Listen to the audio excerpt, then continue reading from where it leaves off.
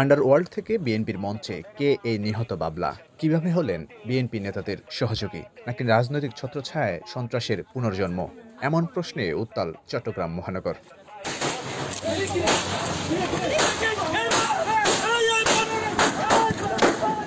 চট্টগ্রাম ৮ আসনে বিএনপির প্রার্থী এরশাদুল্লাহর গণসংযোগে গিয়ে গুলিতে নিহত সরোয়ার হোসেন বাবলা ছিলেন পুলিশের তালিকাভুক্ত শীর্ষ সন্ত্রাসী। ১.৫ দশকেরও বেশি সময় ধরে নগরের বিভিন্ন অপরাধ চক্রে সক্রিয় ছিলেন তিনি।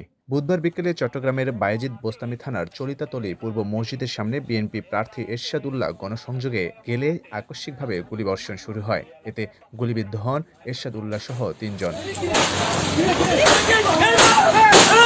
তাদের মধ্যে সরোয়ার হোসেন বাবলা হাসপাতালে নেয়ার পর মারা যান। আর এ ঘটনার মধ্য দিয়ে বাবলাকে নিয়ে আলোচনা শুরু হয়। বেরিয়ে আসতে থাকে চাঞ্চল্যকর তথ্য। প্রশ্ন উঠতে থাকে সন্ত্রাসীদের পুনর্জন্ম নিয়ে। এদিকে ঘটনার তদন্ত চললেও পুলিশ প্রাথমিকভাবে ধারণা করে এটি ছিল টার্গেট কিলিং, যেখানে এরশাদুল্লাহ নয়, বাবলার মৃত্যু নিশ্চিত করতেই এমনভাবে গুলি ছোড়ে দুর্বৃত্তরা। এরশাদুল্লাহ সাহেব আসলে এদের টার্গেট ছিলেন। টার্গেট যে ছিল সে মারা গিয়েছে, সরোয়ার বাবলা। তো সরোয়ার বাবলার ক্রিমিনাল রেকর্ড ছিল, তারও ক্রিমিনাল হিস্ট্রি ছিল, আর যারা করেছে তাদেরও এরা প্রতিপক্ষ ছিল। তো ধারণা করা হচ্ছে যে মূল টার্গেট ছিল সরোয়ার বাবলা। একজন অন দ্য স্পটে মারা গেছে। কি নাম ওনার? তার নাম সরোয়ার বাপি। উনি কোন দলের বা কি? উনি বিএনপি করেন। বিএনপি। কি শুনছেন? মানে পুলিশ সূত্রে জানা গেছে, একসময় আলোচিত 8 মার্ডার মামলার আসামি ও শীর্ষ সন্ত্রাসী সাজ্জাদ হোসেন খানের ঘনিষ্ঠ সহযোগী ছিলেন বাবলা। পরবর্তীতে গুরু সাজ্জাদের সঙ্গে বিরোধ দেখা দিলে আলাদা দল গঠন করেন তিনি। এর জেরে সাজ্জাদের পক্ষের আরেক সহযোগী ছোট সাজ্জাদ তাকে হত্যার হুমকি দেন। পুলিশের দাবি, বড় সাজ্জাদের নির্দেশে বাবলাকে টার্গেট করে একাধিকবার হামলা চালানো হয়। প্রতিবারই প্রাণে বেঁচে গেলেও বুধবার গুলিতে শেষ পর্যন্ত নিহত হন তিনি। প্রত্যক্ষদর্শীরা জানান, পিঠে পিস্তল ঠেকিয়ে কয়েক রাউন্ড গুলি করা হয় বাবলাকে।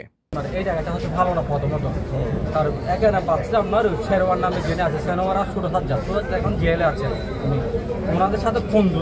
বাবলা ও তার সহযোগী নুরুন্নবী ম্যাকসন 2011 সালে ব্রাহ্মণবাড়িয়ার সিঙ্গারবিল এলাকা থেকে গ্রেফতার হন। সে সময় তাদের কাছ থেকে একটি AK-47 রাইফেল, 2টি পিস্তল, একটি LG, 2টি ম্যাগাজিন ও বিপুল পরিমাণ গুলি উদ্ধার করে পুলিশ। 2017 সালে জামিনে মুক্তি পেয়ে দুজনই কাতারে পালিয়ে যান। সেখান থেকেও দেশে চাঁদাবাজি ও সন্ত্রাসী কর্মকাণ্ড চালিয়ে যাচ্ছিলেন বলে অভিযোগ পুলিশের। পরে কাতারে মারামারির ঘটনায় 1 মাস সাজা শেষে 2020 সালের 8 ফেব্রুয়ারি বাবলাকে দেশে ফেরত পাঠায় কাতার কর্তৃপক্ষ। ঢাকায় পৌঁছানোর পর বিমানবন্দর থেকেই তাকে আটক করে পুলিশ। পরদিন চট্টগ্রামের বায়েজিদ থানার খন্দকিয়া পাড়ায় তার বাসায় অভিযান চালিয়ে রাইফেল, একটি LG ও 30 রাউন্ড গুলি উদ্ধার করা হয়। প্রায় 4 বছর কারাভোগের পর জামিনে মুক্তি পান বাবলা। পুলিশ বলছে, কারাগারে থাকাকালে বাবলার সঙ্গে বিএনপি নেতা আসলাম চৌধুরীর সম্পর্ক গড়ে ওঠে। মুক্তির পর এই সম্পর্ক আরও গভীর হয়।